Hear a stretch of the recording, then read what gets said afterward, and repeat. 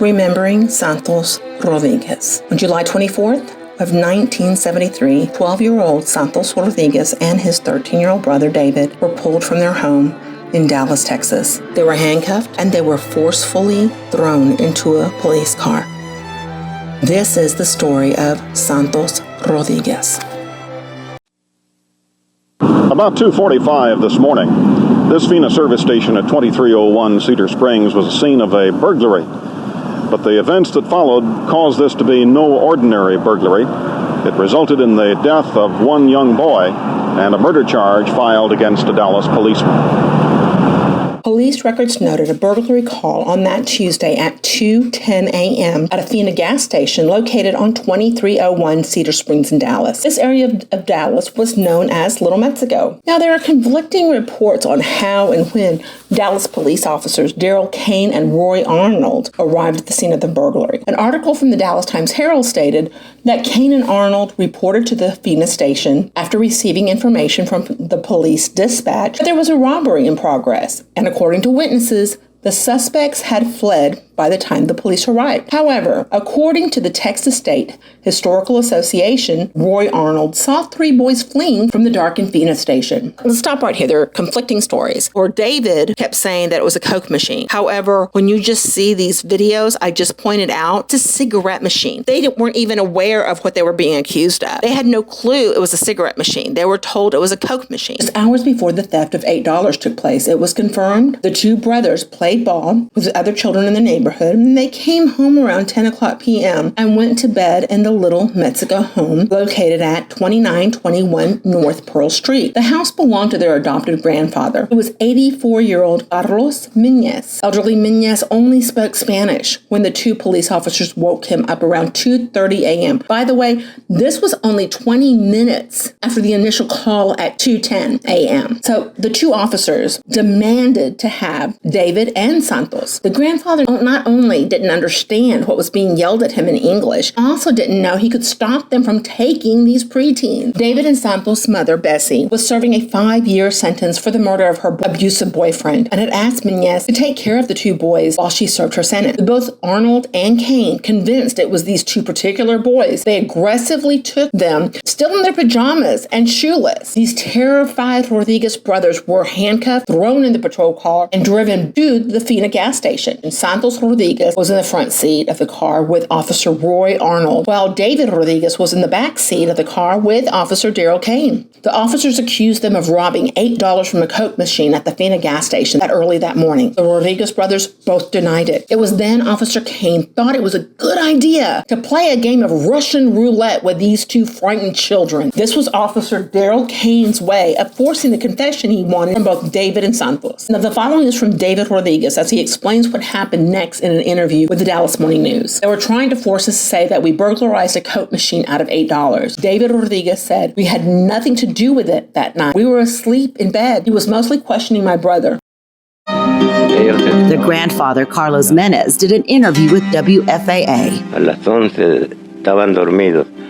20 para las 3 llegó la ley buscándolos. Y ya les abrí la puerta y entraron y los levantaron y los esposaron. Los esposaron y los cargaron al carro y se lo llevaron. Less than an hour later, Santos would be dead. The death story of a 12-year-old Dallas boy began here at the FINA service station on Cedar Springs. Seconds later, Santos couldn't answer any questions. When he wasn't getting the answers he wanted, that's when Officer Kane pulled out his gun. He opened the cylinder with me right next to him. I couldn't tell, though, if he was really emptying it or if he was filling it. He put the gun up to my brother's head and said, "Now you're going to tell him the truth." Pulling the trigger once, a click revealed that there was no bullet in that chamber. "I'm telling the truth," Santos shouted, according to David's statement to the police. Officer Daryl Kane pulled the trigger again, just to scare him, as Kane said in a police report. And this time, he shot Santos in the front of his brother. David recalls that he tried to reassure his younger brother, saying to him, "You're going to be all right, Santos." But no response came from his younger brother in the front seat. Blood from his brother's fatal head wound flowed into the back seat floorboard, touching David's bare feet. Dallas Patrolman Jerry Foster witnessed on behalf of the DA. Foster corroborated David's statement about the two officers arriving at the scene before the shooting. Foster stated that he and his partner, Thomas McKee, were the officers David saw that morning. Foster also stated that he was at the driver's door of the car where David and Santos were sitting when he heard a gunshot and saw the front of the vehicle light up. He then stated that he saw Santos' head fall back and bleeding coming from the left side of Santos' head. He went over to the side of the car where Santos was and tried to help him and saw Kane getting out of the car. Foster, within seconds, went to Kane and immediately took Kane's pistol from him and did not see Kane touch the cylinder of the gun after leaving the vehicle. When Foster unloaded Kane's gun, he saw 5 live rounds and 1 hole in the cylinder. Foster could hear Kane screaming before Kane quickly exited the vehicle and stated, my God, what have I done? I didn't mean to do it." Foster also saw Roy Arnold leave the vehicle and vomited. Daryl Kane claimed the killing was an accident and that he had removed all 6 rounds from his pistol chambers and was only trying to scare Rodriguez with pretend Russian roulette. Mr. Kane, can you tell us what happened?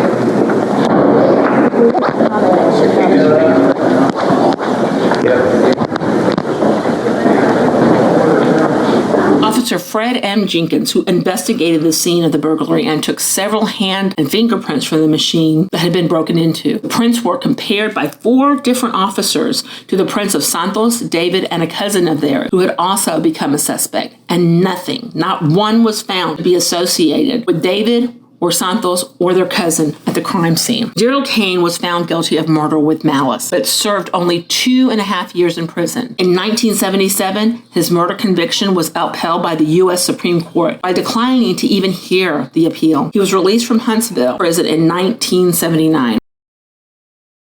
Officer Daryl Kane said Santos' last words were, "I'm telling the truth."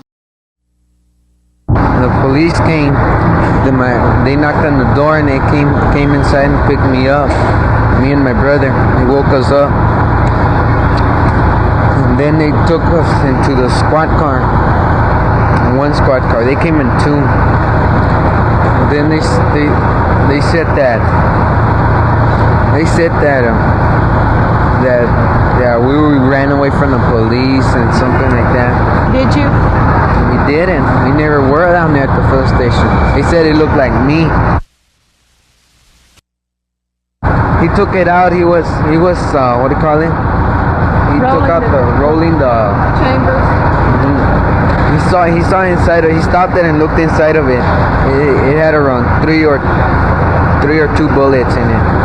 He closed it back down and he pointed at my brother's head. He told him to tell him the truth.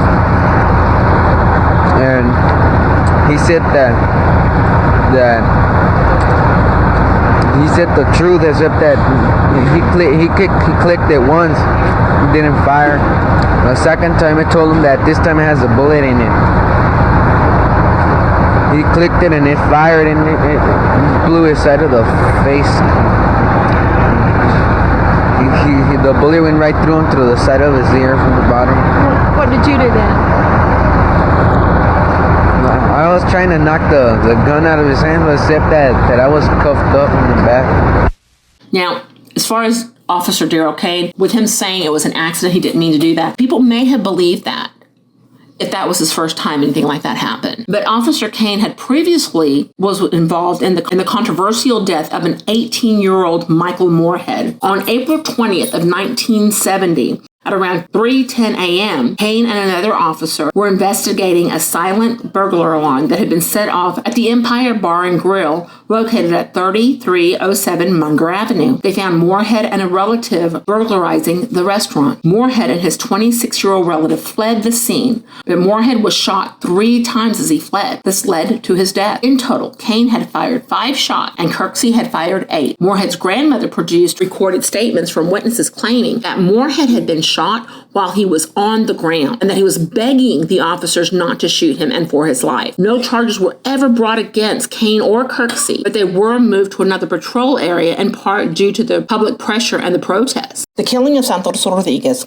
galvanized our community, says Albert Valtierra, who was president of the Dallas Mexican-American Historical League. In the mid-70s, there were about 80,000 Latinos in Dallas, Valtierra says. At the time, the Latino community was just getting established. We were buying houses, getting good jobs. There was still resistance from the powers that be, so we had to go out and claim the power for ourselves. 4 days after Santos died, activists came together for a protest march. This was really the first time Mexican-Americans had organized to have a protest, says longtime Latino activist Rene Martinez. It was Saturday afternoon. The temperatures were in the triple digits.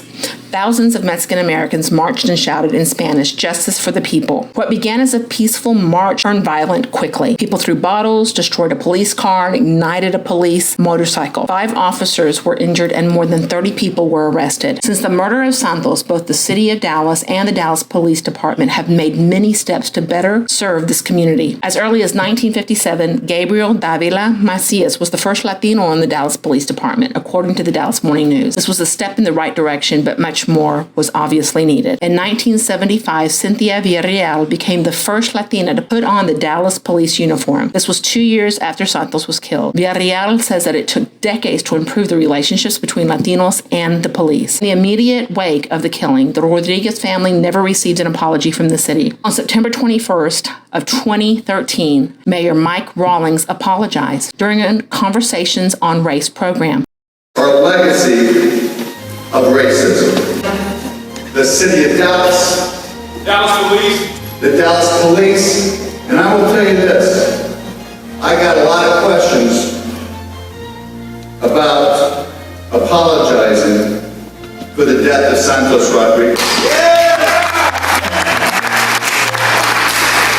Do it. A mother of Bessie, I don't have any clue why this city hasn't apologized for that.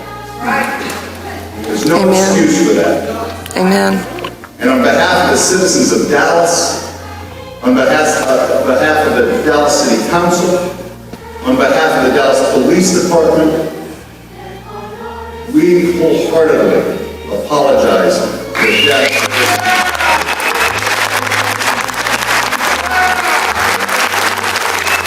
8 years later, on July 24, 2021, Dallas Police Chief Eddie Garcia offered an apology to Santos' mother at a graveside service. Chief Garcia did what no other Dallas police chief has done. Nosotros Apologized to Santos' mother. On behalf of the Dallas Police Department, as a father, I am sorry.